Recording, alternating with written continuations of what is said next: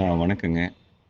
பொதுவா ஏலக்காய் சைஸ் பெருசாகணும் அப்படின்னு சொன்னா, மண்ணுல போதுமான அளவு மட்கு பொருள், அதாவது சத்து அதிகமா இருக்கணும்.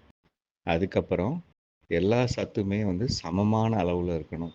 அடுத்து அந்த பயிருக்கு அந்த நிலத்துல இருக்க வேண்டிய நுண்ணூட்ட சத்துக்கள் இருக்கணும். எல்லாம் இருக்கணும் அப்படிங்கிறது தான். எப்ப இல்லன்னு இருக்கோ, அப்ப நமக்கு சைஸ் கிடைக்காது. புரியுதுங்களா?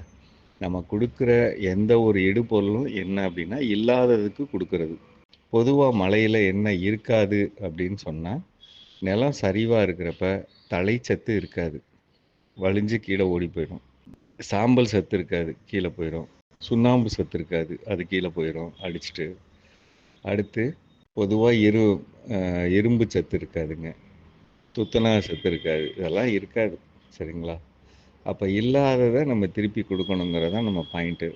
அப்ப நம்ம குடுத்துட்டோம்னாலே, நமக்கு எல்லா சாப்பாடும் வெறும் சோறு மட்டுமே சாப்பிட்டு வயிற நிறைக்கிறத விட, சாம்பார் ஊத்தி, காய் வச்சு, அப்படி சாப்பிட்றப்ப நமக்கு எல்லா விதமான சத்துக்களும் கிடைக்கிறப்ப, நம்மளுடைய உடம்பு நல்லாயிருக்கும். ரைட்டுங்களா? அதே மாரி தான் அது.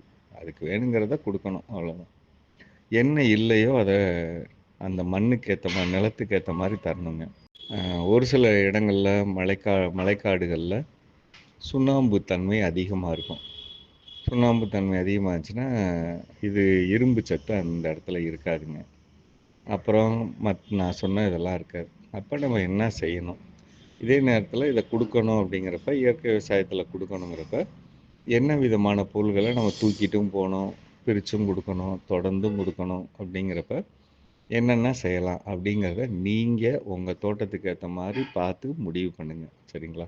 அவங்கவங்க தோட்டத்துக்கு ஏத்த மாரி முடிவு பண்ணணும். இப்போ உதாரணத்துக்கு ஒரு சில பேர் மக்குன சாணம், மண்ண தோண்டி உள்ள போடலாம். அல்லது கோழி எரு கிடைச்சா போடலாம். அல்லது அ ஆட்டு எரு நல்லா மக்க வச்சு அத போட முடியும்னா போடலாம். இதெல்லாம் தழைச்சத்துக்காக. மணிச்சத்துக்காக ராக் பாஸ்பேட் போடுறது. மரத்துக்கு 1 கிலோ, தூருக்கு 1 கிலோ அல்லது 1/2 கிலோ அப்படி போடுறது. சாம்பல் சத்துக்காக சாம்பல் அல்லது பொட்டாஷ் பாக்டீரியா அந்த மாரி குடுத்துக்கிறது. நுண்ணூட்ட சத்துக்காக பல்வேறு வகையான நுண்ணூட்ட சத்துக்கள் இருக்குங்க. அத எடுத்துக்கிறதுக்கு தான் ஹியூமிக் பவுடர் நம்ம குடுக்குறோம். கடல் பாசி உரம் நம்ம தர்றோம். இந்த 2யும் நம்ம பயன்படுத்தி தரையில போட்டுக்கிறோம். இதெல்லாம் மண்ணுக்கு குடுக்குறது. இது எப்படி குடுக்கணும்? சீரான இடைவெளியில குடுத்துக்கிட்டே இருக்கணும். மாதம் 1 முறை, மாதம் 2 முறை, 12 மாசமும் குடுக்கணும். சரிங்களா? அப்ப அதில இத ஒரு பக்கம் அடி உரம் கீழ வச்சுட்டு, இந்த மேல இருக்க பொருள்கள்லாம் நம்ம குடுக்குறப்ப, அடி உரம் வருஷத்துக்கு 2 தடவ அப்படி வச்சுட்டா போதும். நான் மொத சொன்னதெல்லாம். அதுக்கப்புறம் நீங்க மத்த இந்த திரவ பொருள்கள்லாம் அப்பப்போ ஊத்தி விட்டுக்கிட்டே இருக்கலாம். அதில ரொம்ப முக்கியமானது மீன் அமிலம். மீன் அமிலம் நீங்களே தயார் பண்ணலாம். தயார் பண்ணி 200 லிட்டர்ல 3 லிட்டரு அல்லது 5 லிட்டர் கலந்தீங்கன்னா, அது ஒரு கரைசல். அதில நீங்க ஹியூமிக் கலக்கலாம் 1 லிட்டரு. இது கடல் பாசி உரம் 1 லிட்டர் கலந்துக்கலாம். இந்த சாண பாசி கரைசல்னு ஒண்ணு வச்சிருப்பாங்க. அது 1 லிட்டரு வாங்கிட்டு வாங்க. வாங்கிட்டு அத 200 லிட்டர்ல போடுங்க. அந்த ஒரு 15 நாள் ஆனதுக்கப்புறம், அந்த 200 லிட்டர்லேருந்து ஒரு 20 லிட்டர மட்டும் எடுத்து வச்சுட்டு, மிச்சம் இருக்க 180 இது கூட கலந்து அப்படியே எல்லாத்துலயும் ஊத்துங்க. சரிங்களா? இதெல்லாம் செய்யலாம். அப்புறம் அந்த 20 180ஓட கலந்து நீங்க செஞ்சு வச்சுக்கலாம். சரியா? அந்த மாரி. அது தொடர்ந்து செஞ்சுக்கிட்டே போலாம். அந்த மாரி. ஸோ இந்த மாரி காரியங்கள் செய்ய செய்ய நல்லாயிருக்கும். இது தரையில. அதே மாரி மேல தெளிச்சுங்கிறப்ப 100 லிட்டர் தண்ணீல 1 லிட்டரு சூடோமோனாஸ், அழுகல் வராம இருக்க சூடோமோனாஸ், மீன் அமிலம் அல்லது பஞ்சகாவியா ஈயம் கரைசல் 2 லிட்டரு, 1/2 லிட்டரு ஹியூமிக் அமிலம், 1/2 லிட்டரு கடல் பாசி உரம், சோலுபாருங்கிற போரான் பவுடர் 200 கிராம். இத கலந்து தட்டைகள் மேலேயும், இலைகள் மேலேயும் 15 நாளைக்கு ஒரு முறை தொடர்ந்து தெளிச்சுக்கலாம். இதுலயும் நீங்க அந்த சாணப்பாசி கரைசல் இருக்குன்னா, 5 லிட்டரு அல்லது 3 லிட்டரு அப்படி கலந்துக்கலாம். கலந்து அந்த மாரி தொடர்ந்து பண்ண, இது ஒரு நாள்ல நடக்கிறது இல்லங்க. இப்ப இன்னைக்கு ஆரம்பிச்சீங்க அப்படின்னா, இந்த நிமிஷத்துலேருந்தே உங்க செடிகளுக்கு வேணுங்கிற வயிறு நிறையும் சத்து கிடைக்கும். அப்படி கிடைக்கவே உங்களுக்கு செடியோட ஆரோக்கியம் உங்களுக்கு தெரியும். கீழே கிழங்கு நல்லா வைக்கும், தட்டை நல்லா இருக்கும், இலை நல்லா இருக்கும்.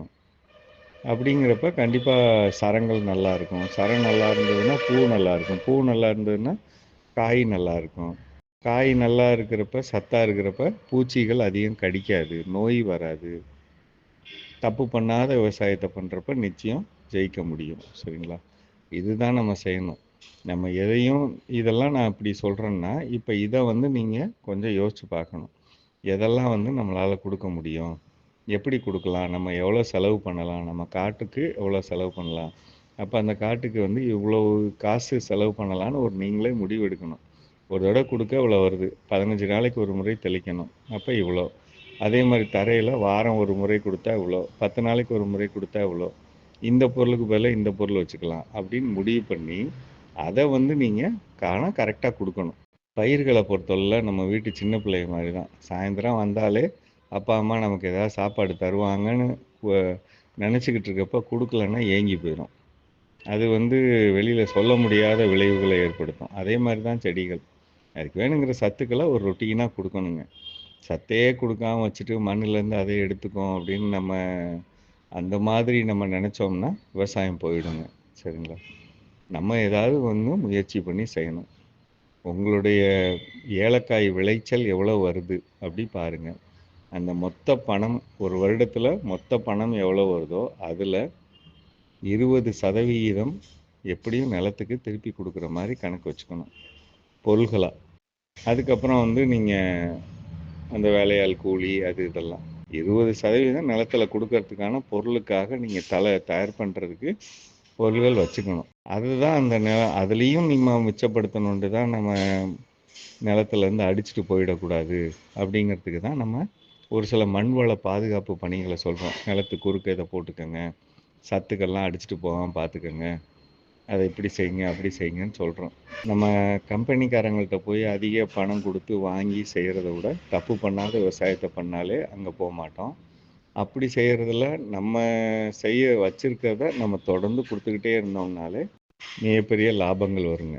இருக்கிறத கம்மியான விலையில் வாங்குறது. சரிங்களா? அப்படி பண்ணுறதுக்கான மனநிலை இதெல்லாம் வச்சுக்கணும். சொல்லக்கூடிய நம்பர்களில் ஒவ்வொரு பொருளை கேட்டு வாங்கிக்கணும். இதெல்லாம் வந்து கொஞ்சம் மனசில் வச்சு செய்யணுங்க. சரிங்களா? ஒரு விஷயத்த நம்பிக்கையாக எடுத்து செய்கிறப்ப தான் பலரும் நம்மளை வந்து கெமிக்கலுக்கு போங்க அப்படின்னு அந்தந்த சூழ்நிலையை பார்த்து நம்ம செய்யாதனால வந்த தப்புக்காக ஒரு சில பேர் கெமிக்கலுக்கு போங்க போங்கன்னு குத்துவாங்க. அதையெல்லாம் மீறி ஒரு நம்பி செய்யும்போது, அதாவது நம்பி செய்கிறதுனா என்ன, மண்ணுக்கு வேணுங்கிற சத்தை கொடுக்கணும், பயிருக்கு வேணுங்கிற சத்தை கொடுக்கணும் அப்படிங்கிறத ஒத்துக்கிறது. சத்து கொடுத்தாலே பயிர் நல்லா இருக்கும் அப்படிங்கிறத ஒத்துக்கிட்டாலே, அந்த தத்துவத்தை ஒத்துக்கிட்டாலே, இப்போ ஒருத்தங்க செஞ்சவன் நம்ம குழு உறுப்பினரோட புகைப்படம் இது எப்படி வந்திருக்கு பாருங்க. போன வருடம் காய்ச்சதை விட 2 மடங்கு 3 மடங்கு காய்க்குது. 8 மில்லிமீட்டர் சுற்றளவு உள்ள காய்கள் அதிகம் வருது. 6 மில்லிமீட்டர் 7 மில்லிமீட்டர் கூட வருது. அப்போ இது என்ன சொல்லுது? சத்துக்கள் கொடுத்தோம்னா நல்லா இருக்கும், அவ்வளோதான்.